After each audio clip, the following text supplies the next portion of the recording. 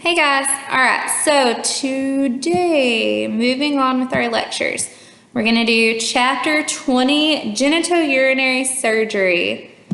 So the first slide that we're gonna be looking at, if you're following along with me, and what is that? Okay, the first slide is gonna talk about your structures. So please, if you do not know where these structures are or anything about them, look them up. So one of the main things though that I want you to really make sure you know, it's called, well, depends on how you want to say it. I am really bad to say gyrotous fascia. You're going to hear really different ways to say it, but just bear with me, that's how I say it. So, what I want you to know about is that is actually going to be what encapsulates your kidneys and your adrenal glands. So when we go to your next slide, it is your kidneys. So it's going to talk about basic structures of the kidney. So you have your nephron. Nephrons are the basic functional units of the kidneys. So you have what are called your renal corpuscles and tubules. So please just know, nephron, basic functional unit of the kidney. You have over 1 million of them. We have learned previously about the adrenal cortex and adrenal medulla. That's where you get those catecholamines, epinephrine, norepinephrine, fight or flight. And then you have gyrotous fascia that we were talking about. So over to the right, this is a very basic, simplified version of the anatomy, but it kind of gives you an easy concept to look at and to understand. So shows your kidneys, the actual fibrous capsule that goes over them, and then you have that perirenal fat that we'll talk about later. And all of this is kind of encapsulated into that gyrotous fascia. So that gives you an idea and something to look at and kind of have a mental note of. So one thing, if you pay attention to this little simplified picture, you'll see the kidneys, and then you actually see the renal pelvis is like that curved shape closer to the renal vein. So that curved portion, the renal pelvis, is actually what leads down and becomes your proximal ureter. So you have your kidneys, which form into that proximal ureter that pass down into the bladder, which then goes out through the urethra. So moving on. So basic incisions and operative approaches. I'm not going to go through every little detail. I just want you to please pay attention to this slide. Pay attention to what you're able to access based on the incision. So Gibson, I want you to know that is the best approach for the lower ureter. Okay? Flank or subcostal, that's where you're going to cut across the lats. I even put a picture up so you could remember which one's the latissimus dorsi. And the external obliques are kind of on your side here. So, like you can see that. That was really stupid of me, sorry. All right, so this is a good approach to get to the kidney, that proximal ureter that we just talked about. If you go on to the inguinal, in a little bit we'll talk about cryptorchidism. I cannot ever say that right. So that's that undescended testicle, and we'll talk more about that in a minute and why the inguinal approach is pretty common for that. Or a radical orchiectomy. So that's complete removal of the testicle.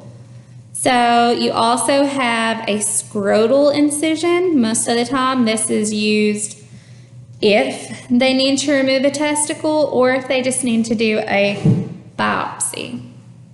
So, basic instrumentation that I really want you to know about. So the Ellick evacuator, if we were in class right now, this would be a fun thing for us to do. So figuring out how to fill up that Ellick evacuator can be kind of a pain. What it's used for is you have this glass tube and you have these two plastic connectors. So you have the actual bulb, which is going to hold your water, your fluid, whatever you're evacuating with. And this plastic straight tube connection is actually going to be what flushes into the urethra. It helps to flush out and evacuate any particles from a resection. So if they do a bladder resection or a prostate resection with a scope, this is usually what they're going to use to kind of get all of that resected material out of the bladder. Okay, and then you have your Van Buren sounds. We've talked about this before. So that is a type of dilator. If you notice the length, okay, the Van Burens are a dilator normally specifically used for men because the penis has a longer urethra than females have. So you will use this to dilate and open up male urethras. Okay, and then you have the Finocchietto, which is a rib retractor. This is used a lot of times when they are trying to do a lateral approach to the kidneys. They can actually spread that rib apart and get exactly what they need. Okay. Moving on. So the first thing I want to talk about is called a Wilms tumor. This is important because this showed up a lot on my boards and I don't feel like I studied it as much. Not really, it wasn't in depth into it, but you don't do a lot of these around Jonesboro, and that was the only experience I had at the time. So with a Wilms tumor, it is a congenital nephroblastoma. So please pay attention to that. Nephro affecting the kidneys, not neuro. So we've actually discussed neuroblastoma before, and that is a type of brain tumor. So this is a congenital nephroblastoma affecting the kidney. So it is the most common pediatric tumor of the abdomen. Usually they said it's diagnosed between ages 3 and 8. I actually have a friend whose son was just recently diagnosed with this it may be a year now. It's usually asymptomatic. That's the hard part when diagnosing the kids because they don't necessarily tell you the same issues. Me and you may say, my stomach hurts or my back hurts, where to them, they're not sure how to vocalize that. And a lot of times they won't have symptoms until it's later. Moving on. So most of the time when you notice this in a kid, if they lay down on their back and you notice one side is much more elevated, that's normally like the big red flag to go get that checked out. Okay, moving on, we are going to talk about a nephrectomy. So when you do a nephrectomy, all that is, you are going to do a total or subtotal, which means partial, removal of a kidney. So a nephrectomy, taking that kidney out. So you have a couple of different options. You can do what's called a radical nephrectomy, which when you do a radical, it's preferred that the patient is in supine position because they're able to get to those abdominal organs better. Because the kidneys are what? Retroperitoneal, which means they're lying behind all of this stuff. If you're having to do a radical nephrectomy, they need to be able to get to the stuff up front as well. They need to check that out to make sure there's not any metastasis through there. So that's why supine is preferred for a radical. When they do a radical nephrectomy, they are going to take out that kidney, the adrenal gland that is accompanying that kidney, that perirenal fat that I talked about earlier, the upper or proximal ureter, and Gerotis fascia that's covering everything around it. Okay, with a simple nephrectomy, most of the time they can go in with a lateral approach. So they're going to have them on their side to where they can get in this little small space through here. Because with a simple nephrectomy, they're just concerned about taking that kidney out. They're not worried about metastasis. They don't have to check the abdominal organs. So that's why they can do a lateral approach. This can be used for small malignancies, benign tumors. Please make sure that you know that. It's not the same.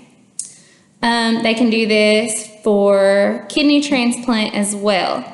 It just depends on surgeon preference whenever it comes to the kidney transplant part. Okay, so this is just showing you the different approaches and what it looks like. So a lot of times they can actually, patients that have very severe stones that just do not resolve will end up in a nephrectomy sometimes. So you can see this patient has had a nephrectomy. They have that subcostal incision. Okay, and let's move on to kidney transplant. So the main thing to remember with kidney transplant, you're usually going to do it for that end-stage renal disease. So if the kidney is functioning at 10% or less, then you're in end-stage renal failure. You need to do something. If it cannot be treated with dialysis, if they have nothing that is keeping that kidney functioning, they're going to opt for that transplant. Let's see. When you're doing a kidney transplant, I want you to be aware. So Collins solution is a type of electrolyte solution. It should not be used when you have a living donor, okay? Normally this is used for cadaver donors. Because if it is a living donor and you use it, it can actually increase your potassium levels, and you don't want to do that in a kidney that you're fixing to transplant. So if it is a cadaver donor, you have already lost some of that potassium in the body. So it's actually okay to use Collins solution at that point. You also want to use an ice slush because that helps kind of prevent what's called tubular necrosis. So that is keeping all of those vessels and everything that you're fixing to reattach from desiccating and drying out. The drugs that you're going to use, of course, heparin. You do not want any of that to clot up because what you're fixing to reattach it to is the aorta and the vena cava. So you absolutely do not want any kind of clotting from this donor kidney. And mannitol. Mannitol is actually going to help them push out the fluids. If you ever have a chance to watch a kidney transplant, it's really, really, really cool. Moving on to the bladder. All right, so we've talked about the bladder. When we have talked about the bladder, we've talked mostly about the trigon. So you have your two ureteral orifices down to the urethra, urethral meatus. So trigon. You also have your detrusor muscles. So your detrusor muscles are what actually squeezes on that bladder to help it empty. So whenever it's feeling really full and you have to pee, your detrusor muscles is what's pushing for you to go to the bathroom. A couple of basic things I absolutely want you to know. The vascular supply. I put that on there because I want you to know that. So vascular supply comes from the superior and inferior vesical arteries. We learned this a really long time ago in anatomy. So it's one of those things that you probably brain dumped, and I don't blame you. It's not every day that you think about your vascular supply to the bladder. So I want you to know, you're getting that supply from the superior and inferior vesical arteries, which is actually a branch from the internal iliacs. So that is your main supply, internal iliacs. If you are going to have a cystectomy, or you are taking out the bladder or a portion of the bladder, sometimes you will have to do what's called an ileal conduit, which is kind of diverting or redirecting that urinary drainage. So if you do an entire or a total cystectomy, you're gonna have to have some kind of urinary diversion. When you do this, a lot of times they will have a stoma, so a cystostomy bag to kind of collect everything. So if not, they can actually do what's called a coach pouch, where they take a portion of the small intestine and create, it's technically considered a urinary reservoir. So you're almost like creating a synthetic bladder. A lot of times when they do that though, you still are gonna have almost like a catheter to drain it with. It just depends on the reasoning for having to do the cystectomy. Let's see. Let's move on. So just know, a coach pouch can also refer to a continent urinary reservoir to collect the pee. Okay, moving on. Endoscopy and cystoscopy. So when we talk about GU, most of the cases y'all have probably done are cystoscopies. Just going in with the scope into the bladder or going in and checking out the ureters. So endoscopy and cystoscopy. So the main ones that you've probably done is a TURP. So a transurethral resection of the prostate. Who are you going to do that on? A man, because it is a prostate procedure. So when you do this, you're going to have to use a resectoscope, and we'll talk a little bit more about that in a minute. You also have your TURBS, which is a transurethral resection of a bladder tumor. This can be done on either a man or a woman. And then you have just a cystoscopy, which is just going in and having visualization of the bladder. That's all a cystoscopy is. You have a ureteroscopy, which is where you are going into the ureters. So when you do this, depending on your procedure is where you have either a flexible or a rigid scope.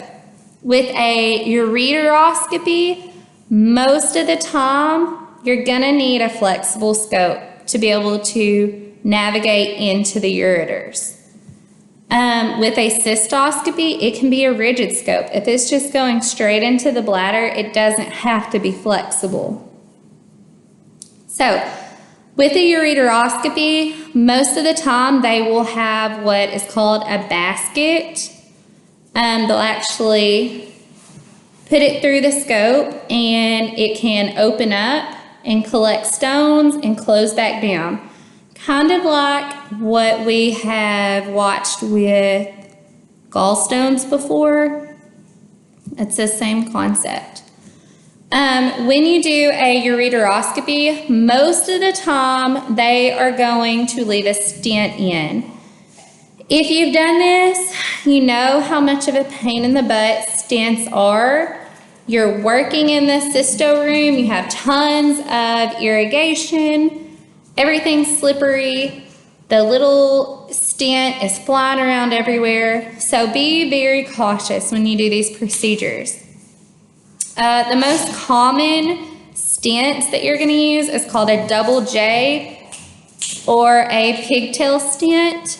The reason they do this is they are wanting to leave that ureter open for drainage from the kidney.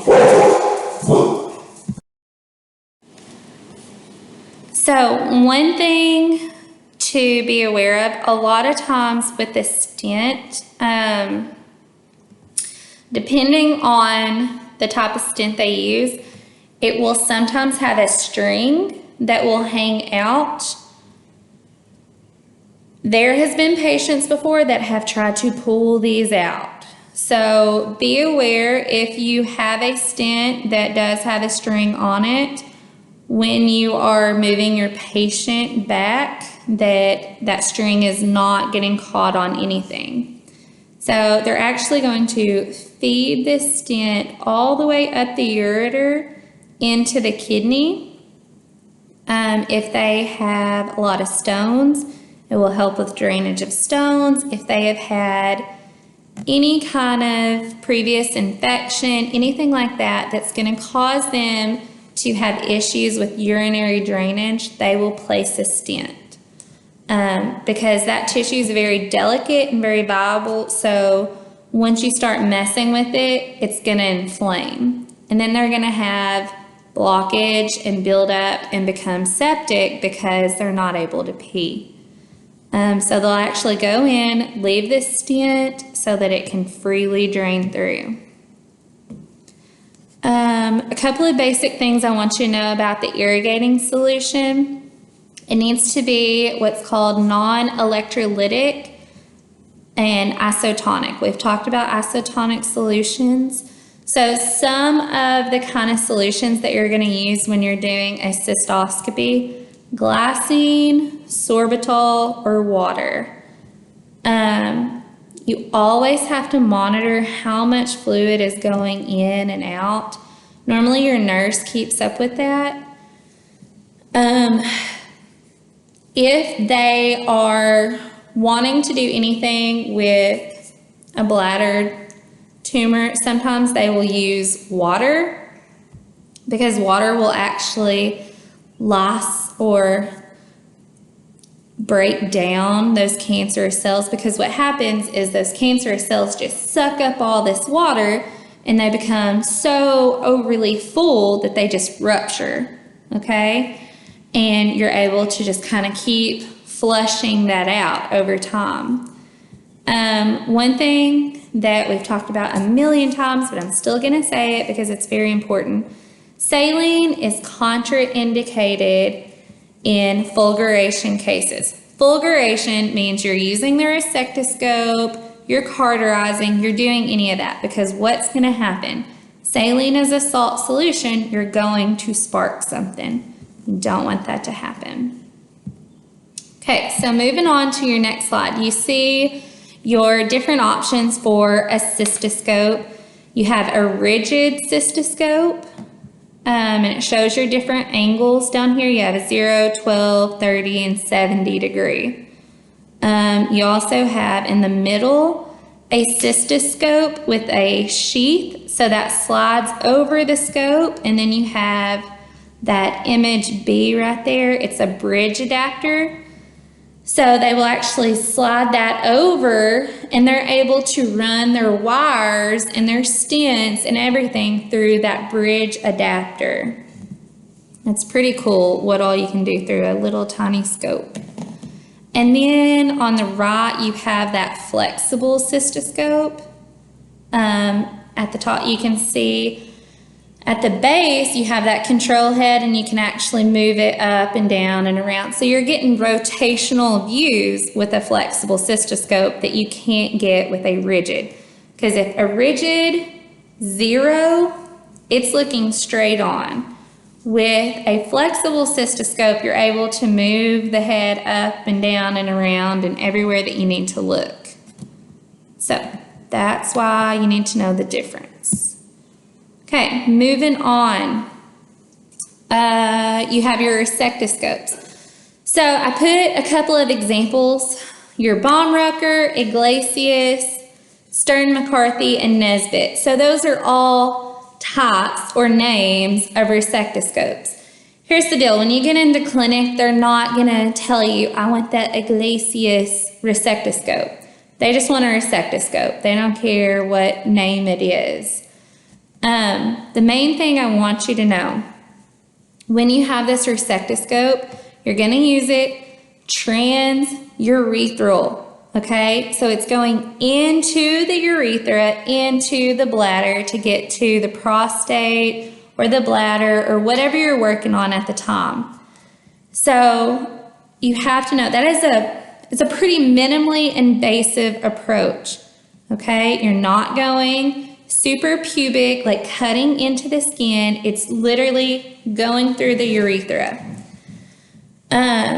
When you're doing this, so most of the time you're going to have a loop electrode. You have a couple of different types, and I've put those pictures on here. Most common is your cutting loop that you're going to use. Sometimes you'll use the little knife, like the hook, but the thing to remember is how it works. So if you get a resectoscope and it's not moving open and close, it's broke. And your surgeon's going to be really annoyed whenever they get it. So with this, you need to know open and close. Those two little loops at the bottom is what's opening and closing it and moving that electrode back and forth. If that doesn't work, then your resectoscope is broke. Okay, moving on. So I didn't go in depth into this, but these are incontinence procedures. So what does that mean? It means that you're peeing when you don't want to, okay? At random times when you should not be doing that. So an MMK or a I messed up, that's missing some of it. Marshall-Marchetti-Krantz procedure is a suprapubic procedure. So they're going open above the pubis, supra. So they are going in, opening that up. A tension-free vaginal tape. I've talked about this before in OB, a TVT. Most of the time, they're going to use those two hooks, go in through the vagina, that incision. Most of the time, you see them do it with an anterior or an AMP. We've talked about those. But that tape, it actually goes in through the vagina and it lifts up the bladder using that polypropylene tape. I'm sure everybody's seen the commercials. If you're suffering from this, and this, call this number. You also have what's called the TOT, transobturator tape. We've talked about that. So the main thing to remember are these are all types of vesico-urethral slings or pubovaginal slings. The whole purpose of this is to restore what's called the urethrovesical angle. So it's lifting up that bladder. So if you look over to the side, you see that tape goes around right where the urethra is leading into the bladder. What happens is that drops down and you're able to just pee all the time. So by lifting that angle back up, remember what I said, it's harder for water to go uphill, okay? That's a good way to remember that. Let's go ahead and move on. So male GU anatomy. So the prostate, I feel like we've talked about the prostate a million times.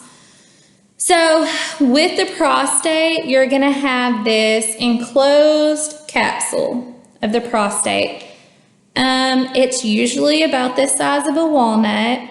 The most common reason to do a prostate procedure, I'm fixing to get ahead of myself, but is because of BPH, or benign prostatic hypertrophy, swelling, okay?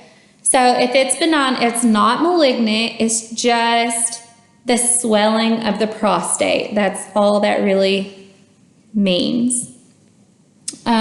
It's going to affect most men over 50. It's just part of life, guys. I kind of broke it down. We've talked about this before. On a male urethra, it really breaks down to 3 main sections. You have the prostatic, that membranous section, and then the spongy section. You have that spongiosum of the penis, which is your portion that causes an erection. One important thing that I feel like people have kind of forgotten about is the tunica vaginalis. That's really important, a really important anatomical structure, because that is that serous sac that surrounds, it covers a portion of the testicle. And when we talk about a hydrocelectomy in a minute, that's important to know that. Your ductus deferens or your vas deferens. If you do a vasectomy, that's what you are doing a vasectomy on. You're cutting into those vas deferens. Your seminiferous tubules, that's where you have that production of sperm. We've kind of talked about all that in anatomy before. All right, so moving on to prostate. A prostatectomy is removal of all or a portion of the prostate. So you have a couple of different options. We talked about a TURP earlier, which is transurethral resection of the prostate. So most common reason to do this is BPH, that benign prostatic hypertrophy. So they're actually going in the urethra using that resectoscope to take back or to resect, burn off some of the enlargement of the prostate. So they're able to pee. One very important thing I want you to know about. This is in your book, and this is something that I've always learned in surgery. I mean, I've heard it from several different surgeons. So one thing to be aware of when you're doing a prostate procedure, especially a TURP, because you don't have visualization of the anatomy. If you notice that the patient's leg jerks or is kind of twitching a little, that is a red flag. Hey, you need to stop what you're doing. Because what that means is you are stimulating that obturator nerve and with the cautery, and you're probably fixing to perforate that prostatic capsule. So really big deal there. So if you were in a procedure and you ever notice that, that's what that is. You need to stop right then. You also have your suprapubic prostatectomy, which is going above, so the pelvic region, you're cutting into that because it's too large or too swollen to do it endoscopically. So they'll have to go above and do an open approach. When they do this, they'll have to use the Judd-Mason retractor, and I'll show you that in just a second. And sometimes they will leave catheters in place for drainage. The thing with these, they don't have any inflow or outflow. Well, they have outflow, but you're not pushing anything in to get drainage. So suprapubic catheters don't have a balloon, I guess is what I'm trying to say. They stay in because of their shape. So you have what's called a Malcott, a Pezer, and a Bonanno, which are the most common ones. So on your next slide, you'll see you have that Judd Mason suprapubic retractor. It's not very big. It's so that you're able to make a pretty small incision, but to still see everything you need to. And then you have your Pezer and Malcott. So if you look at the way they're shaped, you will see that's why they don't have a balloon that blows up so that they stay in place. They're not urinary catheters. They're suprapubic. They're going above through the skin. So their shape is what actually pushes against the wall so that they don't come out.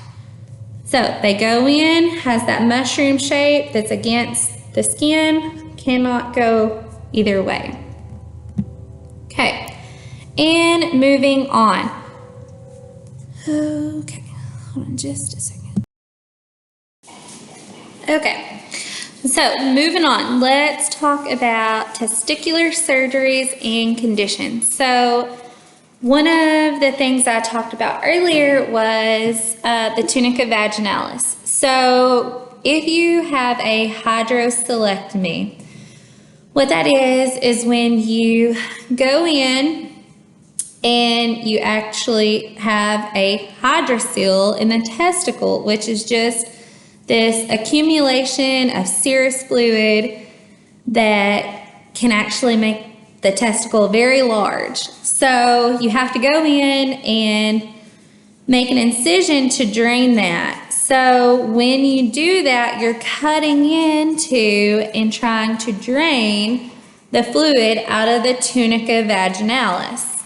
So little info there that will probably be important to you. Another procedure is an orchiopexy.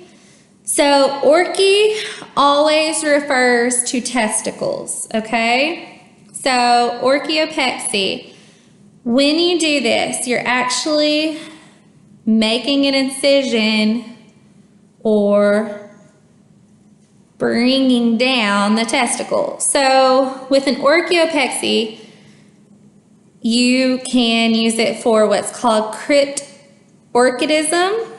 So what that is another term for an undescended testicle. So children, usually little boys that have this, what happens, and the reason that this is used for that inguinal approach that I talked about earlier is because little boys, when they are developing in the womb, testicles are in the abdomen.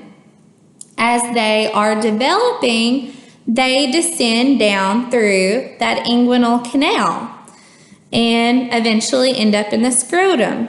Well, if for some random reason something happens and they don't descend, most of the time they are at that inguinal canal and they need to be incised and brought down, okay? Men that have this, maybe they didn't have it resolved as a child, are sometimes more likely to develop testicular cancers. So on the right, I have different, I guess, forms of cryptorchidism. So you can have that abdominal where it just absolutely doesn't descend at all, or that inguinal, which is the most common. So when we talk about this, one thing that I want you to be aware of, or a way to kind of remember it, I guess, is I think crypt, you're locked away in a tomb. So cryptorchidism is an undescended testicle. That testicle is locked up. It's not going where it needs to go. It's in a crypt, okay? Maybe that'll help you remember it.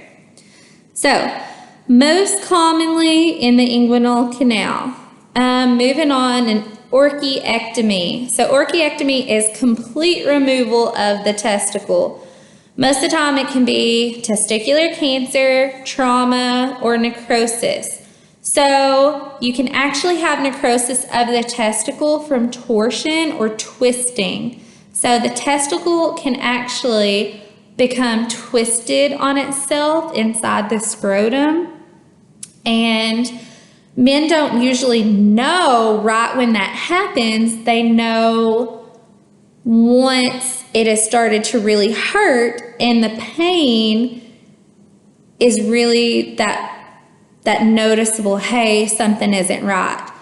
By the time, and most of the time you think it's going to resolve on its own, by the time they come in, normally it has necrosed and that testicle has to be removed. So then if you have pain, get it checked out. Okay, moving on to penile surgeries. So a penectomy. We talked about this a little last semester.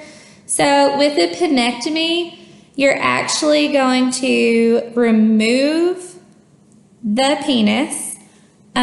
Most of the time, penile cancer that doesn't respond to radiation or chemo is the main reason to do a penectomy.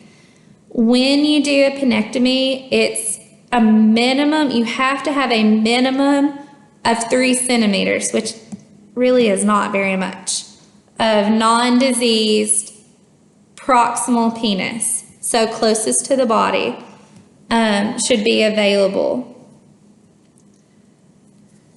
Let's see. A couple of different things that you need to be aware of are certain repairs of the penis. So you have hypospadias and epispadias. So, or you'll hear people say epispadias. I'm too country. With these, it's the position of the urethra really is what delineates the repair. So a congenital condition of the urethra. So they're born with this. So the urethral opening for hypo is going to be on the underside because hypo is low. Okay?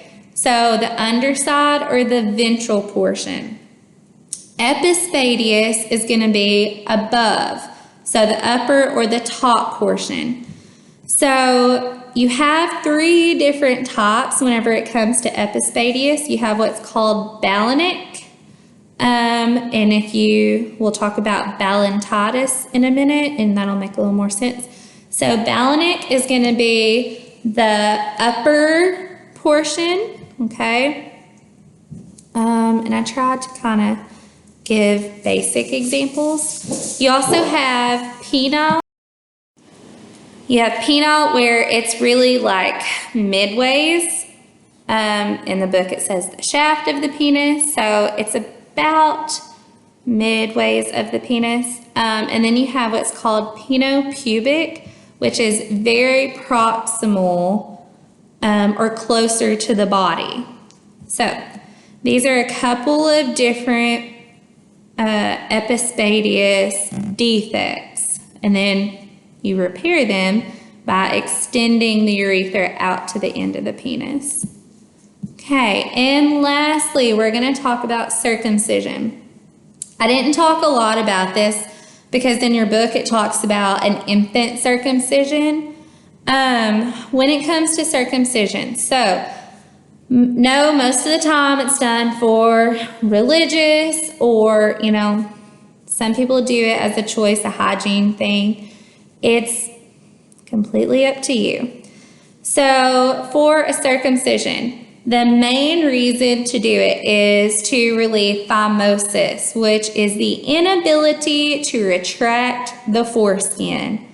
That can come from just not retracting it on a daily basis.